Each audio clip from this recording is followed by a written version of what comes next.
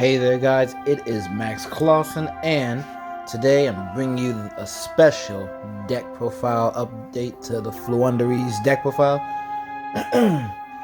This is the list I took to Philly Regionals on the 14th of September, so the day before this video.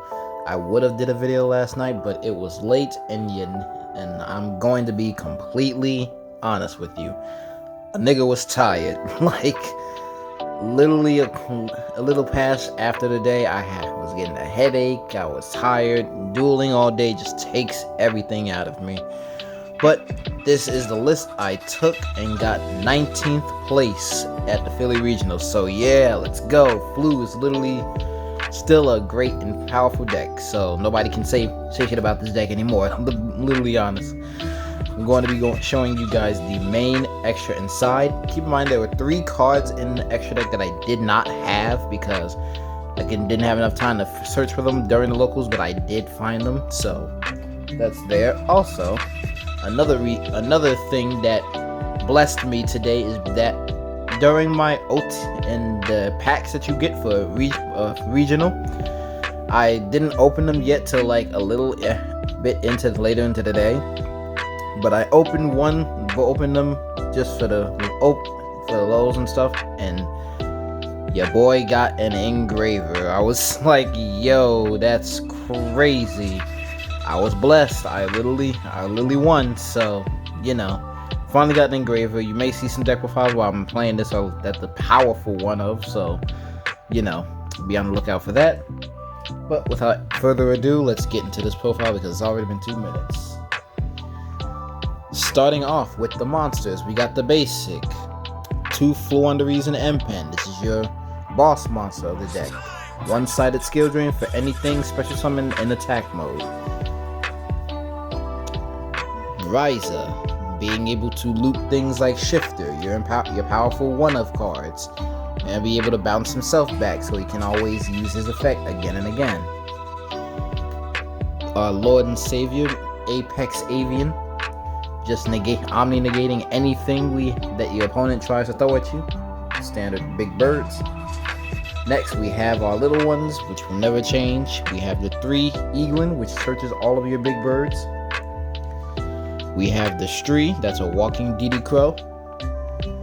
We have the Robina, that is our Stratos for any little bird, level 4 lower bird in the game. And then we have Token, Toucan Sam, that recovers all of your banished Floowandereeze cards that are face up.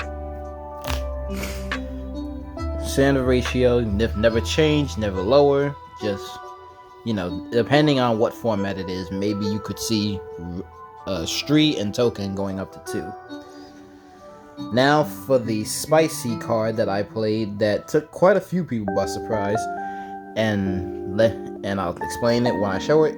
I chose to run 3 Nibiru the Primal Being. Now you guys are probably looking at this like, what in the actual hell? But let me explain. This list of Floow is a blind going second build. Blind going second, break the board kind of build. So since Appaloosa, Baron, Savage, all the super easy Omni negates are finally gone out of the game, good riddance to them, we can finally play things that would severely punish the opponent, and Nib is one of those contenders. Since this build of Floow is going second, you want to break the board as much as possible. Like I said, letting them do full combo and then hitting them with the rock is just great. It's great. And eventually I will add the new Molcharmi hand trap to this deck. Not sure how much I'll be able to use it, but it's a searchable monster, which, warrants it to be played.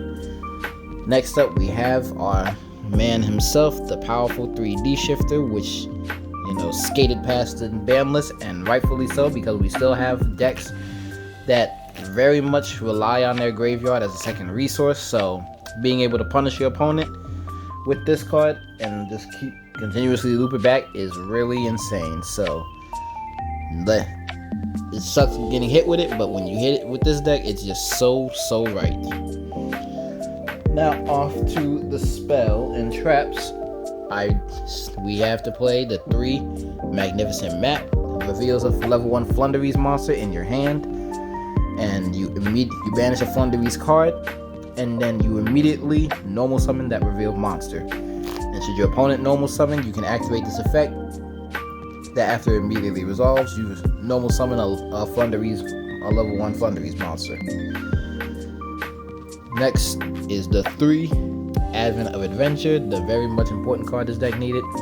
Helps you dodge Imperm, Veiler, which I did get hit with a few times, and I'm just like, nope.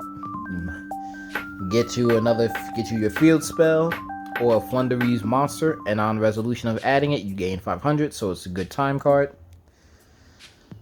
Next is the Unexplored Winds. Oof, sorry the glare, but you know, it has a little flavor to it actually. So we have Unexplored Winds, letting you tribute cards your opponent controls as fodder for your Big Bird tribute materials, and that does not activate, so it does get over some cards like tower-based monsters, because this is not an activating effect, it literally just happens.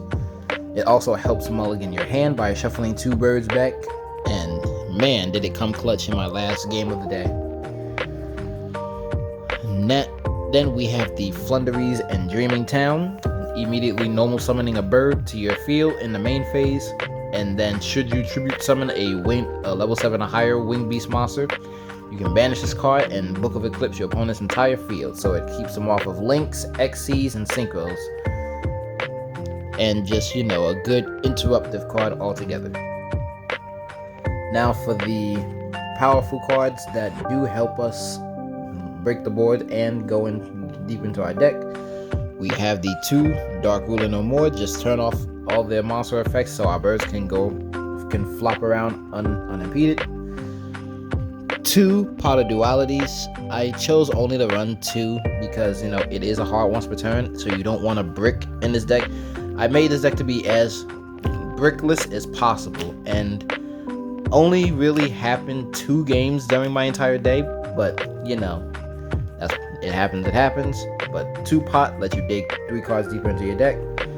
Next we have the Harpy's Feathers Duster, just to clear back row.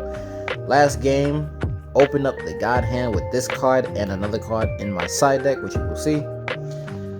I choose the 1 Triple Tactics Talents. You can run more than 1 if you choose, and if you have it. I do have more, as you guys already know, but to make this deck as brickless as possible, this is another card that you can only activate once. So, and when you use Dark Ruler, they're not going to be activating monster effects on your turn anyway, except from the hand or so.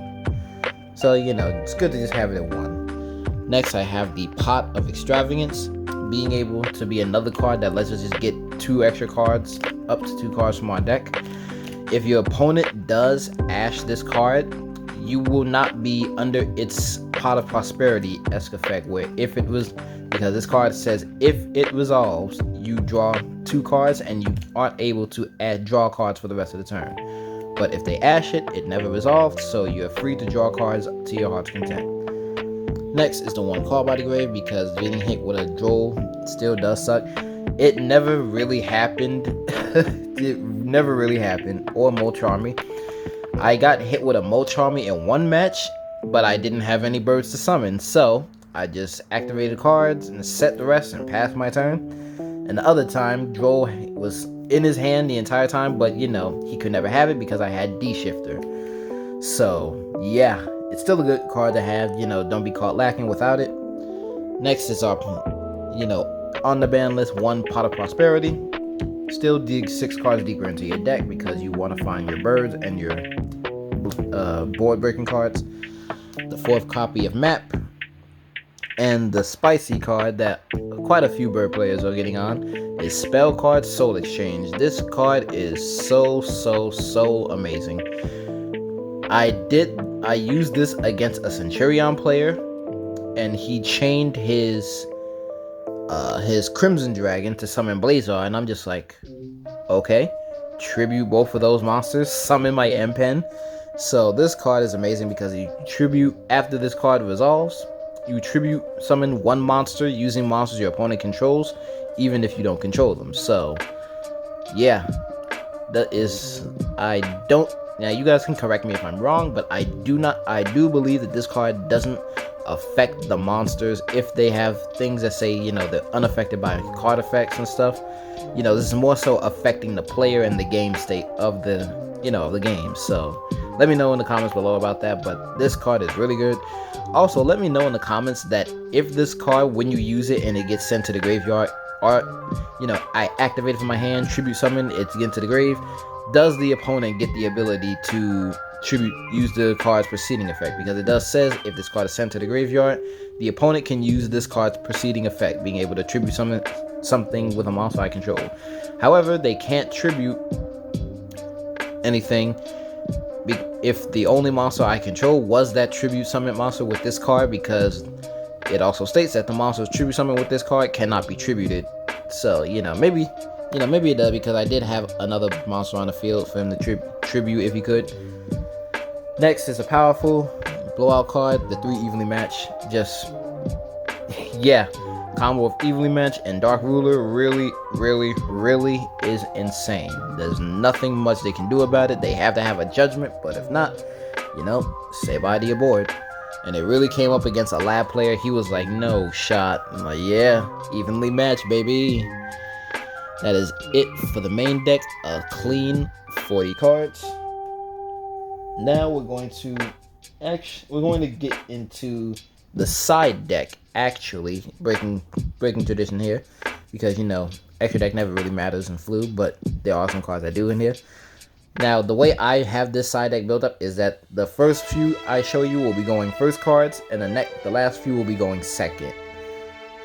So for the going first side, we have the 1 Dark Simorgh. This card is really good. I firmly believe all Floow players should be playing this card in their side, because along with Anti-Spell, this card is just, lights out to things like Lab, to Sky Strikers, stuff like that. Anything that has to set cards to be able to use them. Next, I do play, for going first, the 2D Fissure. Just another way of having a shifter at home. I would always side 1 shifter out just in case I do, draw it, like 2 shifters and 2 of this. Can't really go wrong. Next, I have the Floowandereeze and the Scary Sea. This card, I really think some Floow players should be on it. I do see a few reasons why it is weak, because it can't stop cards that start a chain. But if you don't know what this is, and if you haven't seen my other deck profile of this, if your opponent would special summon a monster, you can activate this card while you control a tribute summon monster. Negate that summon, send it back to the hand. Your opponent is no longer able to special summon monsters for the rest of the turn, but this turn they can normal summon or set up to 3 times. So if you hit something like with an inherit summon, let's say your opponent summons something, a Cyber Dragon-esque card, just activate this, the summon gets negated, it goes back to the hand, and they can no longer special summon for the rest of the turn. Pretty detrimental to quite a few decks. Next card, the best counter trap, is just 2 Solemn Judgment. Being able to stop your opponent from activating something like evenly or summoning an important monster. Just, God says no. Get out of here. Next, I do choose to side the 1 Harpy's Featherstorm. Now, my reasoning for not maining this card anymore is because it's a going second break the board S field deck of Floow. So this is more of a going first card. So I'm just like, why am I playing this in the main deck? I just side 1 in if I really need to, and I search it with Triple Tactics Thrust, or just add it to my hand if I get it with a pot card. So yeah, choosing only to side this. Floow players, I do think if your build isn't going first, you play 1 or 2 of this card in the going first build, or but it is more so a going first kind of card. Last up is the Anti-Spell, as I did say, with the Dark Simorgh. Very powerful combo. Now for the going second half, I played the 3 Ghost Sister and Spooky Dogwood. Guys, there was 1 player in my third to last match. He dogwooded me. I'm just like, okay. Normal summon. In end phase, he lost half his life points. I'm just like, bruh. My face and Kmon's face, honestly, shout outs to him. It was just like, what are you doing? But yeah, don't ever dogwood a Floowandereeze deck. Next, I have the 2 mind control. Just give me a powerful monster. And I chose to bump down the Ultimate Slayer to 2, just because, you know, not many decks do end on some extra deck monsters. The only decks you do, you know what they are. So if you're not playing a deck against a deck that doesn't go into the extra deck like that, slide this in. That's it for the side cards. And now for the extra deck, as if it ever matters. Now for the Ultimate Slayer targets, we have the Entis. When it hits the graveyard, you pop a card on the field. We have the Garura. When it's sent to the graveyard, draw a card. And now for the best card that I was looking for, but I didn't find, I have the 1 Fossil Warrior Skull Knight. Now this card is pretty good, and it was so hard to find it, but you know, I got him. You can, when his card is in the graveyard, you can banish it to pop a card monster on the field. So if they have something that's another card that's problematic, just banish it, get rid of it. Next, I have the Golden Cloud Beast Malong. When this is sent to the graveyard, you return a card to the opponent's hand. We have the Wind Pegasus. When cards on your field are destroyed, you can banish this card and shuffle 1 card back to the deck. And the Cyframe Omega, just so he can recycle some of our powerful cards. Now for the Xyz OT Slayer targets, we have the Totally Awesome, just to put himself back, or if one of your water birds does sit in the graveyard, you can put one of them back. We have the Mariologic Aggregator. When it's sent to the graveyard, you can target a card on the field and negate its effects. I do believe, yeah, target a face-up card and negate its effects. Then for the links, we have the 1 Ferrijit. When she's sent to the grave, draw a card, and then you put 1 back. Nice, another way to mulligan. And the 1 Shureg of Ominous Wind. You can add a Winged Beast monster to your hand equal to the number of Winged Beasts that are currently banned, or any of the tries. These 3, I spent so long looking for them, and thank God when I found them. Now for the last cards we can go into is the 1 Assembled Nightingale, the Downer Magician, the Typhon, the Zeus, and the 1 Relinquished Anima. That's going to be it for the Floowandereeze deck profile, guys. But I also have another little thing extra for this profile, so special shoutouts. I found this sexy deck box, and it is the White Dragon. What other White Dragon would they be talking about? So let's go ahead and open it up on stream for you guys and zoom out. Oof. Yeah, oh no, I ruined the box. Oh well. Man, when you guys see this, just even look at the back. Man, that's amazing. So let's get the deck box out here. Oof. Sorry it's off camera, but you know. Sick. I love it. And I do have the field center with that logo, so you know, I had to get this. I am ready for that blue eye support. Let's open it up. Oh, amazing. Oh, look at that, guys. So amazing. Oh yeah. Yeah, any Blue Eyes players is going to be playing the new support, I definitely advise getting this box. It is gorgeous. I saw this, I'm like, yep, I have to buy it. At $50 too, man, it was a steal. Oh, and the little field, little center. Oh yes, early birthday present to me. Little spot for the dice. Amazing. Just wanted to show this off because, you know, I saw it, I was like, that looks familiar. But that's going to be it for this deck profile and I guess deck box opening video. If you guys enjoyed, please be sure to give this video a like. It is the deck that I got top 19 at Philly Regionals with, so you know, all my blood, sweat, and tears, and hard work and money, and more importantly, that went into this deck really showed. So you know, shout outs to me. Let's go. Hopefully I can go to get my go to Worlds for thanks to my invite. But you know, be sure to leave this video a like. Tell me what you guys think of, you know, Floow in this current meta. If you still like it, if you still hate it, you know, have at you. But that's going to be it. Subscribe for more content, and I'll see you guys in the next one. Take care.